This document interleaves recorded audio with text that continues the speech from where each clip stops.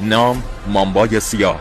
طول: 2 تا 4 متر. سرعت: 5 متر بر ثانیه و سریعترین مار دنیا. قدرت کشندگی: زهراگین ترین مار کره خاکی. نامگذاری این حیوان به خاطر تیره بودن دهان آن می باشد. هنگامی که با آن مواجه می شوید در حالت اخطار قرار می گیرد و دهان و زبان سیاه خود را آشکار می کند. هر حرکت ناگهانی توسط مهاجم ممکن است مار را به انجام یک سری حملات سریع تحریک کند. اندازه مامبای سیاه و توانایی آن در بالا بردن سر خود در فاصله زیادی از زمین آن را قادر می سازد تا 40% از طول بدن خود را به سمت بالا پرتاب کند. مامبای سیاه در یک لانه دائمی زندگی و در محدوده آن شکار می کند و مرتباً به آن باز می گردد. مامبای سیاه بعد از گاز گرفتن طعمه خود را نگه نمی دارد، بلکه منتظر می ماند تا قبل از بلعیده شدن در معرض فلج و مرگ قرار گیرد. مامبای سیاه 2 شکارچی دارد: خدنگ که در مقابل زهر آن مقاوم است و عقاب مارخور قهوه‌ای که یک قاتل بالفطره است. نیش این مار به بوسه مرگ معروف است. تنها یک گزیدگی توسط این مار میتواند موجب فلج شدن شخص و سپس از کار افتادن دستگاه تنفسی شود و بین 15 دقیقه تا 3 ساعت پس از گزیدگی در صورت عدم اقدامات درمانی مرگ حاصل می شود.